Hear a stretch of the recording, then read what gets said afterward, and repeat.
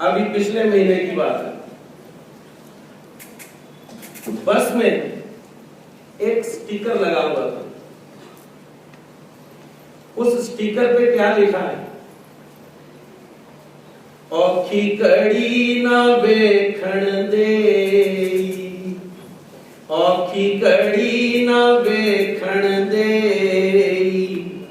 अपना बिरद संभाले, अपना बिरद संभाले, औखी कड़ी ना वेखण दे, हाथ दे राखे अपने को, हाथ दे राखे अपने को, श्वास श्वास प्रतिपाले, श्वास श्वास प्रतिपाले, औखी कड़ी न वेखण दे। कि परमात्मा अपने भक्त को कभी भी संकट की घड़ी दिखाई नहीं देने देते, लेकिन वही बात कि उसके पीछे का कारण एक ही होना चाहिए, उसके अंदर केवल एक ही भाव होना चाहिए कि मैं परमात्मा आपका अनन्य हूं, मैं आपको छोड़ करके और कहीं नहीं जाने दूंगा। हाथ दे ही राखे अपने को, श्वास श्वास प्रतिपाले। एक बार हमारे श्री गोविंद प्रभु महाराज बरसात के दिन थे, भगवान जा रहे हैं रस्ते में जाते जाते क्या हुआ कि बहुत तेज बरसात पड़ने लगी, और जो भक्त हैं वो भगवान के पीछे पीछे वो भी चल रहे थे। भगवान के मन में आया, भगवान ने एक घर को देखा। घर बहुत छोटा था। भगवान ने दरवाजा खटखटाया, खोलो दरवाजा। उस माता ने दरवाजा खोला। भगवान ने उस माता का हाथ पकड़ा, माता को कर दिया बाहर, और भगवान को अंदर चारपाई लगी थी, भगवान उस चारपाई पे बैठ गए, और भगवान भक्तजनों को कहते हैं आ जाओ सभी अंदर बैठ जाओ, बरसात हो रही है, बाहर भीगना नहीं।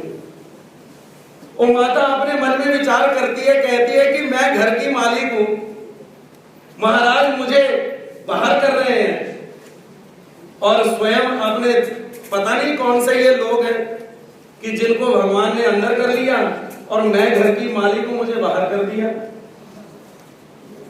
हाथ दे ही रखे अपने को, श्वास श्वास प्रतिपाले।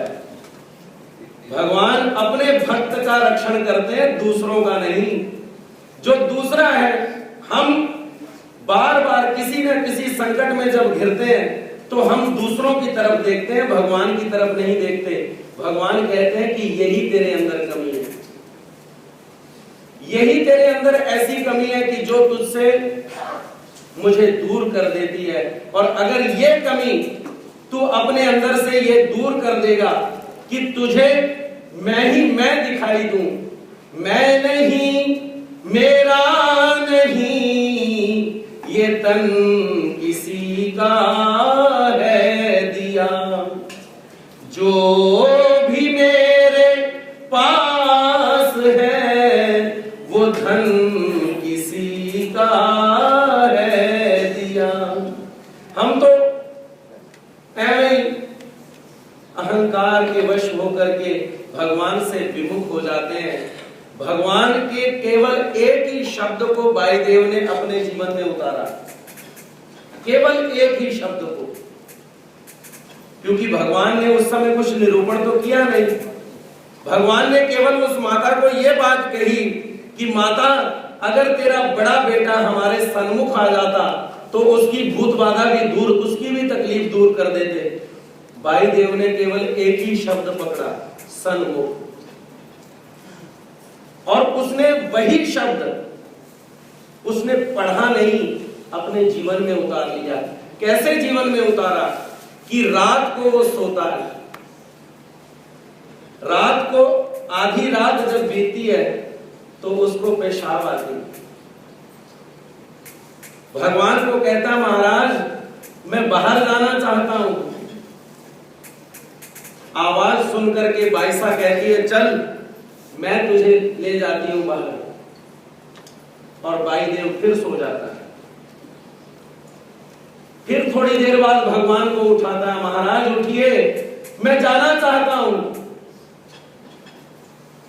बाईसा फिर कहती है चल बेटा मैं तुझे ले जाती हूं।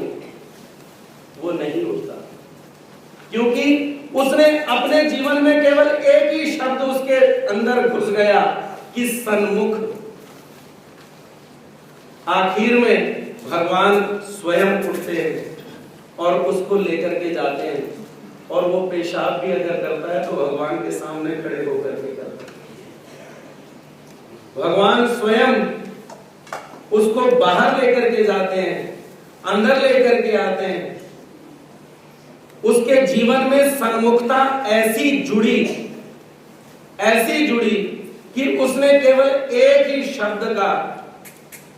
शब्द को अपने जीवन में उतार लिया, और उसका जीवन कैसे बदला कि उसके मन में इच्छा निर्माण हो गई कि क्या ही अच्छा हो कि मैं भगवान के लिए कुछ लेकर के आऊं। रास्ते में जाता है, बेरी के वृक्ष पर बेर जो हैं वो पक चुके हैं, कुछ नीचे गिरे हैं।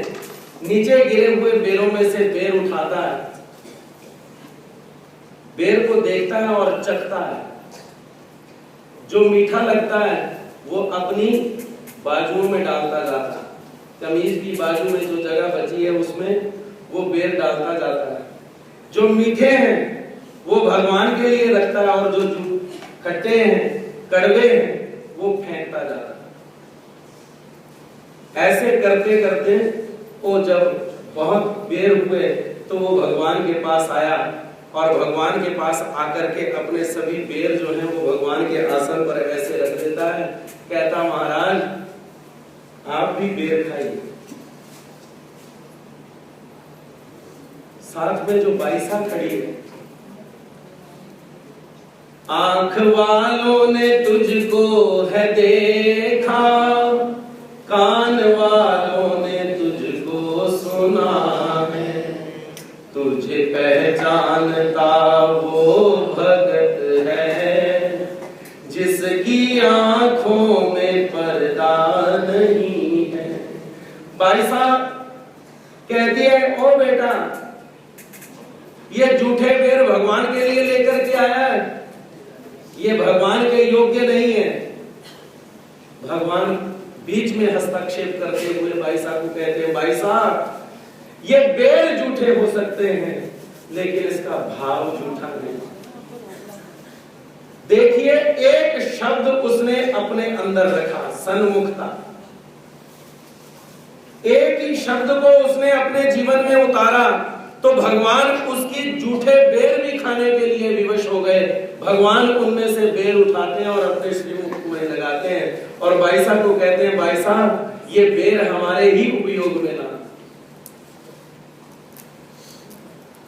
देखा भाई देव ने, मन को अच्छा लगा, कहा कि बहुत अच्छा,